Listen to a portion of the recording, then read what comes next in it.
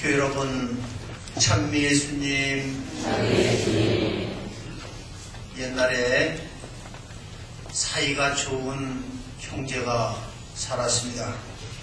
이 두 형제가 산길을 걷다가 형이 금덩어리 두 개를 우연히 발견합니다.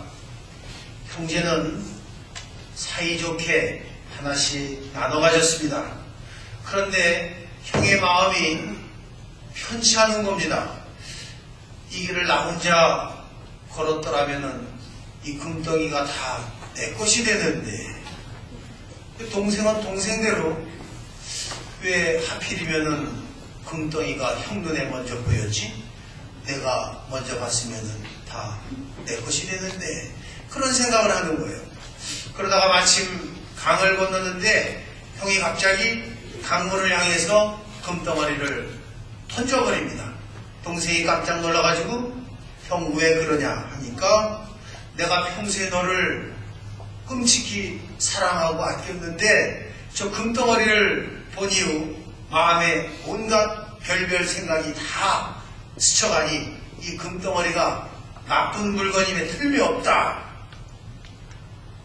그러니까 동생도 형님 말씀이 100번, 1000번 옳습니다 하면서 자기 손에 들었던 금덩어리를 강물에 던져버렸다는 그런 이야기가 있습니다.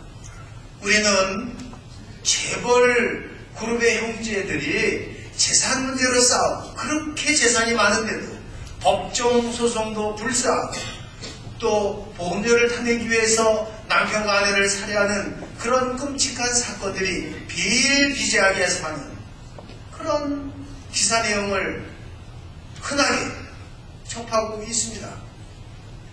재산이 아무리 많아도 행복이 따라가는 것이 아닙니다. 기쁨과 평화가 자동적으로 쫓아오는 것이 아닙니다.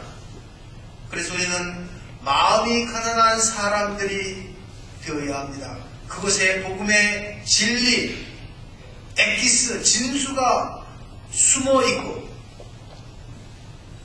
하늘나라가 그들의 것이라고 예수님께서 말씀을 하셨습니다. 제1독서 고헬렛, 옛날에는 전도사라고 번역됐죠. 세상의 모든 것이 허무라, 공허라 그렇게 외칩니다. 재물도 명예도 권력도 건강도 모든 것이 허무한 것은 천년도 당신 눈에는 지나간 어제 같고 한 토막 밤과도 같기 때문이라고 성서 저자는 고백하고 있습니다. 오늘 우리는 골로새서 성경 말씀을 들었습니다. 여러분 안에 있는 나쁜 욕망, 탐욕을 죽이십시오. 여러분은 그리스도와 함께 다시 살아났으니 하늘 위에 있는 것을 추구하십시오. 거기에는 그리스도께서 하느님 오른쪽에 앉아 계십니다. 그러니 위에 있는 것을 생각하고 땅에 있는 것은 생각하지 마십시오. 미국의 한 언론사가 1천만 달러, 약 120억 원 이상 되는 복권에 당첨된 사람들이 5년 후에 어떻게 사는가 조사를 했습니다. 제가 조사를 하지 말라고 그랬는데도 조사를 한 겁니다. 그런데 이 사람들이 어떻게 사는가? 80%인 70명 중에 56명이 이 복권이 당첨된 후 더 불행하게 되었다고 이야기를 합니다. 처음에는 집도 사고 차도 새 차로 바꾸면서 좋았지만은 결국에는 다 가정 파탄이 일어났다는 것입니다. 왜냐하면 그 돈을 가지고 부인은 부인대로 우리 친정집에 좀 나눠주자. 남편은 남편대로 왜 친정해 주냐. 우리 동생들과 형제들도 있는데 결국 싸우고 이혼하고 때리고 병원에 입원하고 파탄에 이르렀다라고 하는 것입니다. 한편 복권 당첨 후 행복해졌다고 대답한 사람은 몇 명 안 되었지만 잘 들으세요. 이 당첨금의 대다수를 어떻게 썼느냐? 성당의 기부에 따라가는 겁니다. 병원, 학교, 사회, 단체에 봉헌하고 기증한 사람들은 너무너무나 행복한 삶을 살아가고 있다고 조사가 되었습니다. 이제 앞으로 로또에 당첨이 되면 저하고 6대4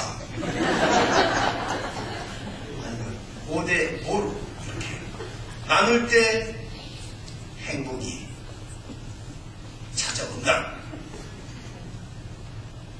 말이 좀 안 되는 얘기일 수 있지만 말이죠. 죄의 원어는 히라, 그리스 말로 하마르티아입니다. 하마르티아. 이 하마르티아는 화살을 쏘는데 관역에 맞지 않고 옆으로 빗나간다. 이것이 벗어난다. 죄라고 하는 것이 탐욕과 욕심도 우리의 인생을 올바른 길에서 벗어나게 하는 것입니다. 그래서 성서 저자들은 한결같이 세상의 자랑, 곧 불륜, 더러움, 욕정, 나쁜 욕망, 탐욕을 십자가에 죽이라고 권고합니다. 욕심이 잉태하면 죄를 낳고 죄가 득세하면 죽음이 따른다고 했습니다. 한 중년 신사가 운전을 하다가 신호등에 걸렸습니다. 그런데 옆 차선을 딱 이렇게 보니까 평소에 자기가 좋아했던 스타일의 여성이 있는 겁니다. 그래서 그 여성을 보고 차문을 좀 내리라 신호를 했습니다. 그래서 이 여성이 왜 나보고 차문을 내리라고 하는지 차문을 내려서 이렇게 보니까 남자가 무슨 말을 하느냐? 저기 앞에 가서 차나 한잔 할 수 있을까요? 그런 겁니다. 여자는 아무 대답 없이 출발했습니다. 그런데 다음 신호등에서 또 나란히 섰습니다. 그런데 이번에는 여자가 자동차 문을 내리고 남자에게 차문을 열라고 내려보라고 그렇게 신호를 줍니다. 이 남자는 야호 쾌재를 부리면서 자동차 창문을 여는데 이 여자가 남자를 보고 무슨 말을 하느냐? 너 같은 건 집에도 있네 이 사람아.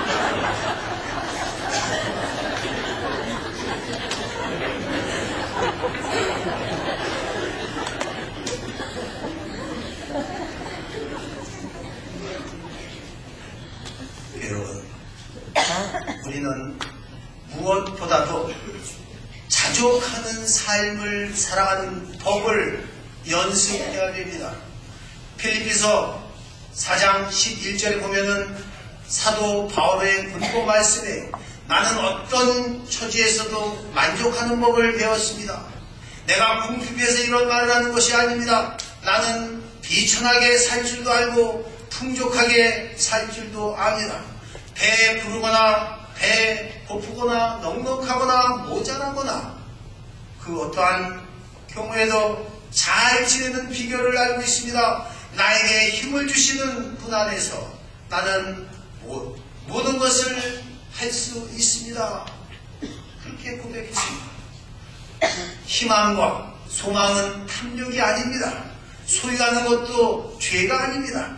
그러나 오늘 복음 말씀의 어리석은 부자처럼 내 몫이, 내 창고, 내 재산, 내 영혼도 온통 내 것에 대한 욕심과 탐욕이 하마르티아 그것이 죄가 되는 것입니다.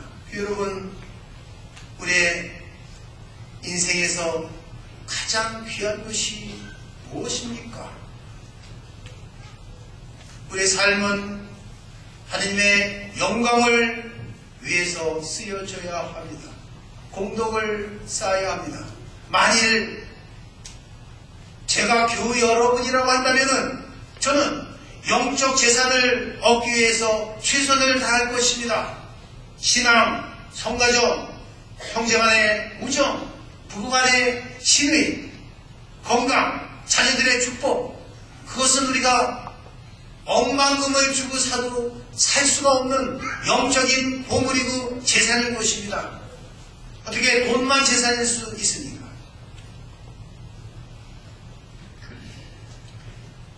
그것이야말로 하느님께서 주시는 영적 재산이 아닙니까? 부부 금식이 안 좋은 신랑 신부가 살았어요. 그런데 하루는 성당에 갔다 오더니 갑자기 하지도 않던 애정행위를 갑자기 불이 나는 거예요. 그래서 이 남자가 왜 이러나 하고 오늘 신부님 강론이 어떤 강론이었어요? 그러니까 신랑이 하는 말, 원수를 사랑하라. 이랬다고 그런 말씀. 아니요 말고. 예수님은 탐욕을 하느님의 말씀으로 십자가의 고통으로 물리치셨습니다. 나에게 주어진 십자가가 분명히 있습니다. 그러나 주님을 믿고 따르는 것이 가장 큰 지혜이고 총명함이라고 했습니다. 주님께서 우리에게 하느님 나라의 평화를 주시기를 이 미사를 통해서 간절히 청합니다. 영광이 성부와 성자와 성령께